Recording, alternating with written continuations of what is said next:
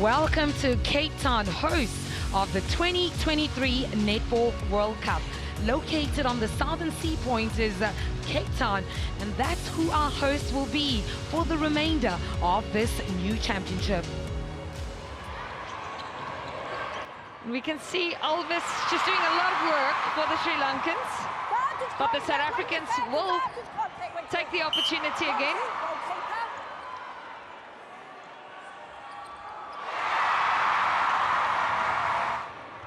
And the infusion of straight arm has certainly paid off, pressuring the ball earlier on to make sure that Sri Lanka gets a very tough one into that circle. And they keep playing that little pop pass that's not working into the arms there of Smith, but whatever you can do, we can do too, says Sri Lanka.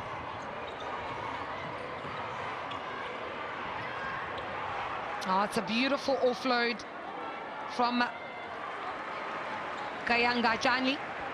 A little bit more of a change-up. That's what we're seeing down the South African, and that dynamic moving circle is just getting the defenders' heads turning, and they've got no chance of reading the play. So maybe a slight little adjustment in the goal circle for Sri Lanka might help them get to post a little bit quicker. And there she goes. I'm starting to get tired now of saying Strydom, Strydom, Strydom. It's been Strydom defensively for the Proteas the whole afternoon. Just look at that again. Well, just over 5 minutes in this third quarter. 59 goals. Can South Africa get one more to make it 60? Yeah, they do. And Vandenberg brings up the tally. They've been very dominant in this matchup, quite consistent, as we see Shadeen van der Merwe take on court again, this time on the wing defense position. She started on goal defense previously, as she made way there for the 100th cap Pretorius, and Gissel making her way to that wing defense position, a wing attack, beg your pardon. Malweni at the back, same defensive they started with last night in that opening match against Wales.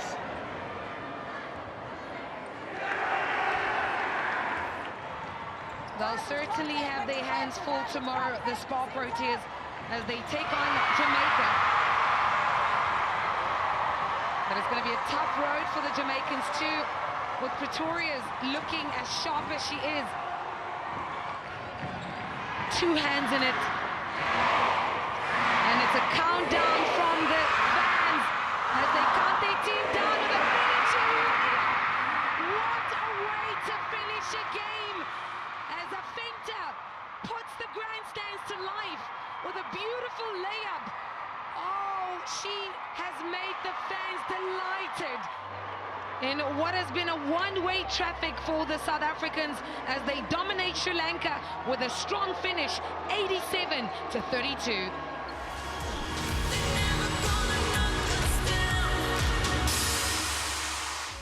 Flavours from all around the world, and it's hard to walk down the street without seeing the colour of South Africa. So we've got the Scottish Thistles number 10 in the world up against Barbados, the Barjan Gems number 14. Afternoon session here on day 2 underway. Even the match, and these are the games that you really want to see here at the World Championship. I really can't predict. Before the game I said Scotland, now I'm not so sure. So it's going to be interesting to see at the end of the game who's victorious. Yeah, well, I was just going to say it's impossible to forget you. You made your mark on the world stage. We don't forget a Simone Forbes. So Kadeen Corbin. Probably much needed from Scotland. I think at the beginning of the show, Simone and I tipped Scotland for this win. Surprised at the scoreline in terms of it being 8-8 in this first quarter, but it's probably true in terms of it's been up and down, but again, Scotland seem to be finding their feet. 2 on the bounce now. They're now ahead 9-8 and a minute left to play in this last quarter. As you said, Sue, a little bit slow to find their mark today, the Scottish Thistles. We heard Tamsin Greenway at that quarter time saying, let's play our game and let's actually take it up 2 or 3 gears. So this second quarter, they've now got the feel of Barbados. See Goodwin with the ball underneath the post. That's a great start for this Scottish Thistle team. Oh, ball to be held in play. Saoirse Corbin, well, cleverly waited for the umpire to blow the whistle on the contact. So say the Oscar goes to. Yes, absolutely. Corbin to the centre of the ring, and a slap of the hands. Nadine Corbin, here's the Academy Award. Emma Love straight onto the court, good vision with some depth, and there's a good feed from Hannah Layton. Anything you can do, we can do too, right? Absolutely, and that's what they need to do, Scotland. They need to respond, and I reckon that's a response that'll please their coach, Tamsin Greenway.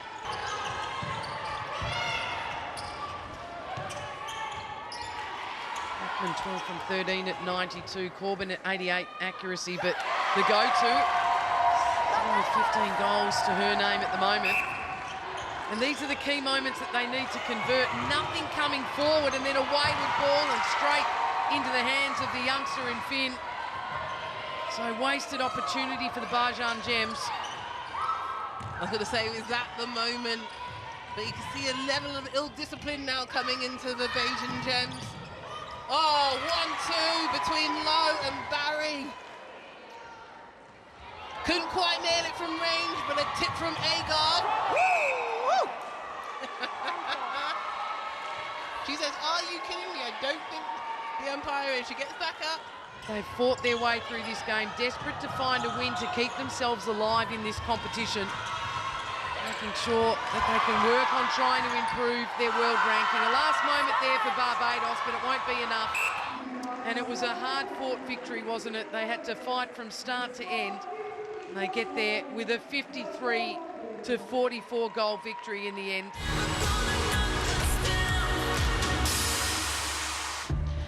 Nighttime, a perfect setting for all that sits before us. Already we've seen South Africa raise the roof again inside court one.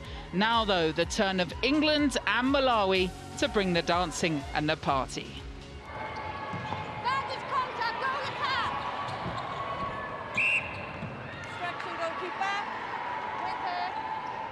That's going to be an interesting matchup there between Guira and Cardwell.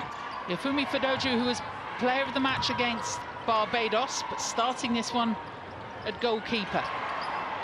Buzzing around with Williams in there. Williams gets the hand around too. She's so good at that, Pam. So good. There's the way Williams, she gets her body position just in that right space where the feeder thinks it's open. But this time round, Mvula just left her movement a little bit longer.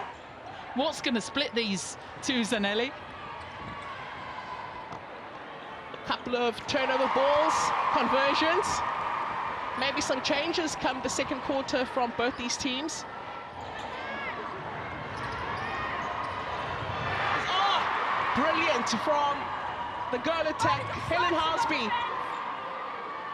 And this is what Jess Thirlby talks about, this through-court defence from this England team. Under 30 seconds of this left. What a first couple of quarters we've been treated to. Malawi, though, psychologically, you feel will want to put this one away, and it was all that pressure from England. You could feel it breaking, but what a defensive action straight over the top. They had to try something. Times for the risk. Can the risk pay off? It may only be one goal against the difference in front of them, but they cut the gap at the death of this quarter. They've also seen the warning from the umpire that again just disrupt things, but England have just shut it all out. I mean, look at that, coach putting his hand. She potentially had a bit longer on the clock than she thought, but they can grind this last few seconds out. 62-39, a look across to the umpire. The whistle had already gone.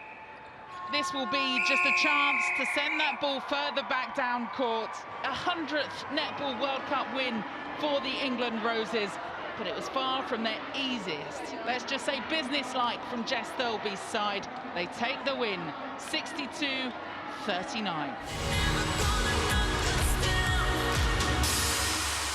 Of course, Trinidad and Tobago, one of just 3 countries that have won the World Cup. They drew with Australia and New Zealand way back in 1979, and they play today against Singapore.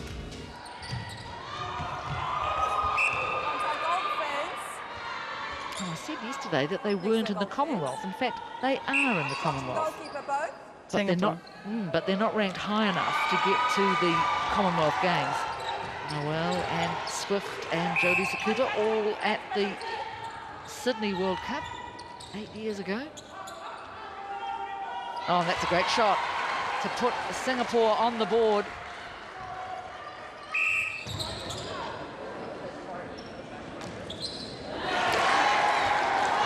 I think Amy Bishop might be quite pleased, the coach of Singapore.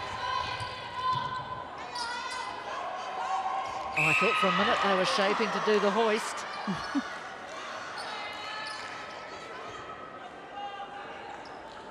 I don't think Julissa is pleased with this scoreline. One of a number of coaches from other countries that are helping out in lower ranked nations.